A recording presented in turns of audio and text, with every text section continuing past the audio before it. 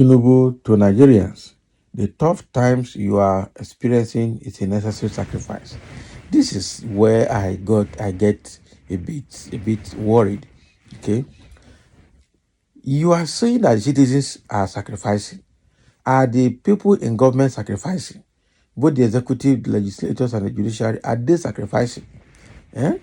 Look at the way the lawmakers are, spending money buying vehicles and giving themselves voicemails and allowances through their mailboxes.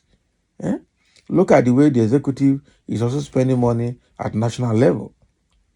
So now you tell people to tighten their belt and sacrifice and join hand with the government to build the country, to recover the country.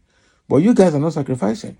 So now you're not telling us that the pains inflicted on the people is their part of sacrifice, necessary sacrifice. That is what you call it.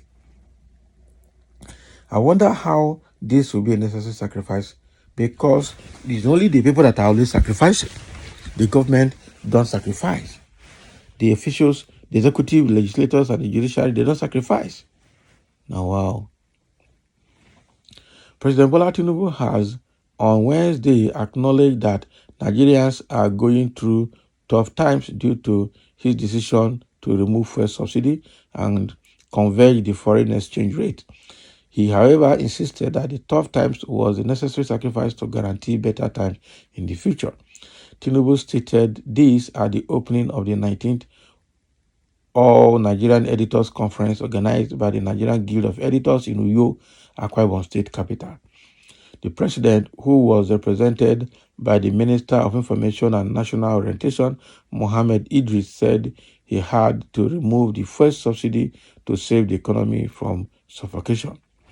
So according to him, the removal of subsidy on petrol and the convergence of the foreign exchange rate were inevitable decisions to save the economy from suffocation.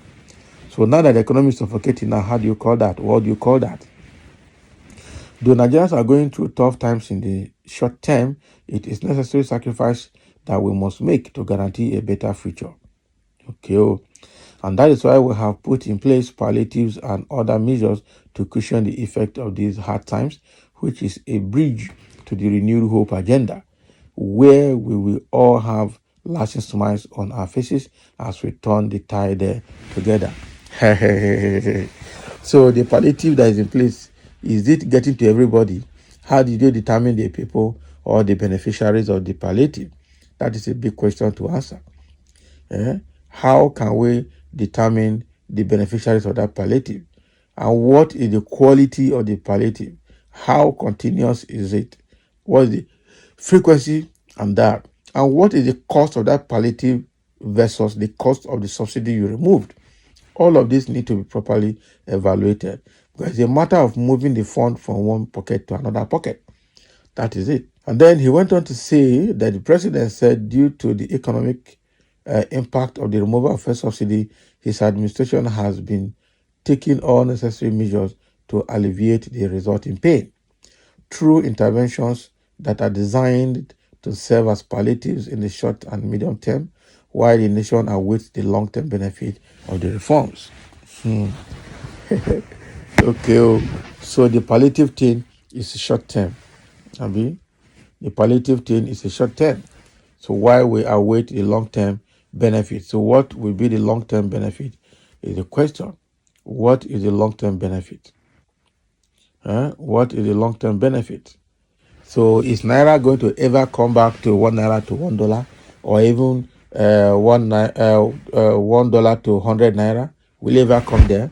Because until you bring back the exchange rate to where it was before this administration kicked off, we will not say that is undoing what has been done or the impact of the decision has caused before we can say we are making progress.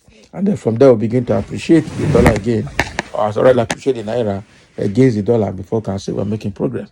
But with the way it is now, we are just trying to undo what the administration has done right from May 29.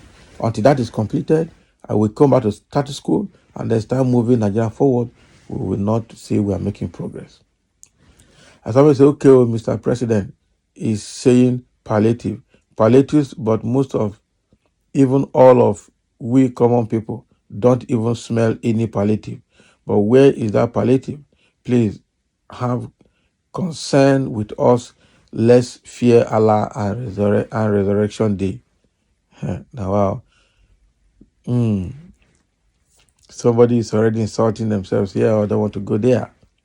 Suffering without hope. Let the poor breathe. Hope the rich is breathing. Breathing too.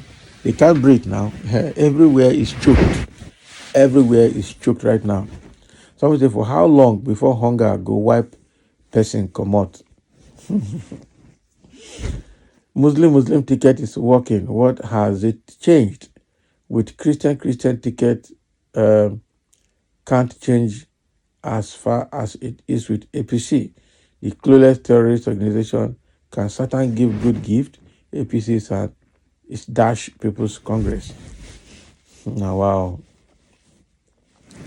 Nonsense, I hate APC upon all the promises you made in 2015. You are still talking of sacrifice. Jonathan only increased petrol from 8 to 100, 100 naira. 80 to 100 naira. Okay, what about 86 anyway? You did not sacrifice to bear the pain. You took advantage of it and used propaganda to sabotage good agenda. Your fake change agenda of cyber Satan punish you. Wow, I insulted themselves. Okay. The same rubbish comment from past president. I don't blame you, but the system that allows your likes into the seat of power. Sacrifice. When all of you in power are not ready to cut your excessive spending from borrowing money. Exactly. The moment where we are saying to cut the cost of government, already Tinubu is having bloated cabinet. Okay, and all you could say is that is his way of creating a job. So he's creating job for people who already have job in the party. Okay, but leaving the common Nigerians that actually need the job to wallow in abject poverty. Until the executives and the legislators learn to sacrifice, we are not sacrificing. Sacrificing must come from the top to bottom, not from bottom to top. That is it. What I'm preaching now is sacrificing from bottom to top. No, it must be from top to bottom. Until they cut the cost of governance, until they remove budget padding, until they stop spending money on things that are liabilities and not assets, we are not cutting costs, and we are not ready to cut costs. That is the truth about it. Until this government, cut all those excesses in spending or national spending, then that's when we know that you are sacrificing.